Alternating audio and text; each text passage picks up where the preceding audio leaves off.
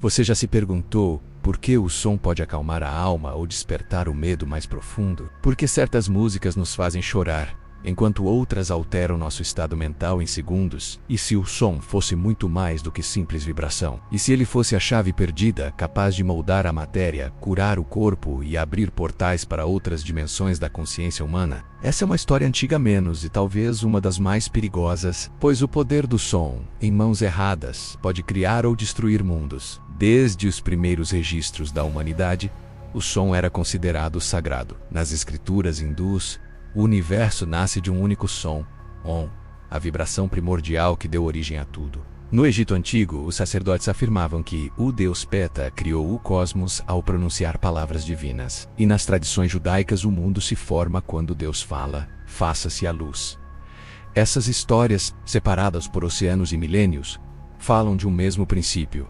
A vibração é a força criadora do universo. Pitágoras, o grande matemático grego, acreditava que tudo o que existe é número e som. Ele chamava isso de harmonia das esferas, a música cósmica produzida pelo movimento dos planetas. Os antigos sabiam que cada corpo, cada pedra, cada estrela vibra em uma frequência única, e que entender essa frequência era dominar a própria realidade. Nos templos do Egito, na Grécia e no Tibete há algo em comum: uma arquitetura acústica perfeita. As paredes e colunas de pedra foram moldadas para ressoar com tons específicos. No imenso templo de Karnak, os ecos formam padrões sonoros que fazem o corpo vibrar de maneira quase palpável. Nas câmaras internas da Grande Pirâmide de Gizé, cientistas detectaram que as medidas das passagens geram ressonâncias exatas, com frequências que afetam diretamente o cérebro humano. O que aconteceria se essas vibrações fossem usadas como ferramenta? Seriam apenas templos, ou verdadeiras máquinas de energia sonora. Na América Central, o templo de Kukulcán, em Chichen-Itzá, responde a um simples aplauso com o som do pássaro sagrado Quetzal. Na Grécia, o anfiteatro de Epidauro, construído há mais de 2000 anos, permite que um sussurro seja ouvido perfeitamente, a 60 metros de distância. Será mera coincidência, ou um conhecimento acústico ancestral que a humanidade esqueceu? No século XX, a ciência começou a provar o que os antigos afirmavam. O pesquisador suíço Hans Jenny criou o termo cimática, o estudo das formas criadas pelo som. Ele espalhava areia fina sobre placas metálicas e emitia tons de frequência exata. Desenhos geométricos perfeitos, flores, mandalas, espirais formados apenas pela vibração. O mais incrível é que essas figuras são idênticas às encontradas em templos, símbolos sagrados e na arte celta. Como povos separados por milênios criaram padrões idênticos, sem se conhecer? Estudos posteriores mostraram algo ainda mais impressionante.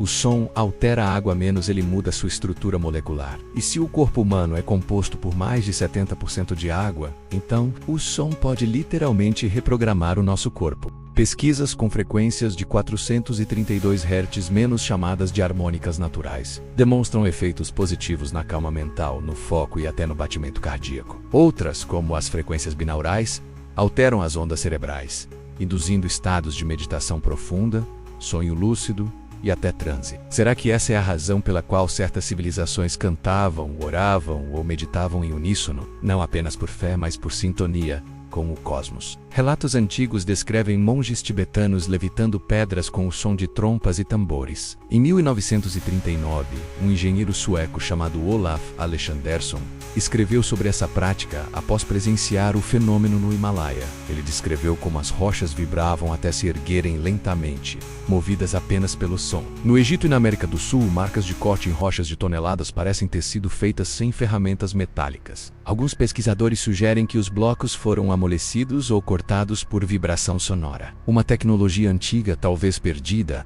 ou deliberadamente apagada da história. Imagine templos e pirâmides inteiras erguidas por som, não pela força humana, mas pela ressonância. Uma ciência tão avançada que hoje confundimos com magia. Mas há outro lado desse poder. Durante o século XX, experimentos secretos investigaram como frequências sonoras podem afetar emoções, medo e comportamento. Ondas entre 7 e 20 Hz menos inaudíveis para o ouvido humano podem gerar ansiedade, pânico e até visões. Coincidência ou não, essa mesma faixa de vibração é detectada em locais considerados assombrados. Será que o som pode abrir não apenas a mente, mas também portas que não deveríamos atravessar? A ciência moderna confirmou.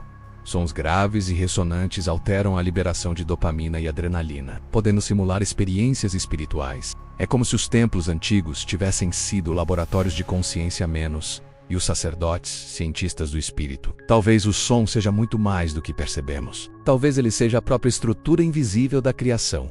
Os antigos chamavam de magia. Hoje nós chamamos de frequência. Se o universo nasceu de uma vibração primordial, então tudo que existe menos cada célula em nosso corpo, cada pensamento em nossa mente, é música em movimento. E compreender essa harmonia é compreender o próprio código da existência. Talvez o segredo do som nunca tenha sido perdido. Talvez tenha sido escondido, pois quem domina a vibração, domina a realidade. E se há algo que os antigos sabiam e que hoje esquecemos, é que o poder de criar, curar e despertar sempre esteve dentro de nós. Basta aprender a ouvir. Obrigado por assistir. Se essa jornada pelo poder do som ressoou com você, deixe seu like, inscreva-se no canal e ative o sininho para não perder os próximos mistérios que vamos desvendar juntos. 8A Proxima.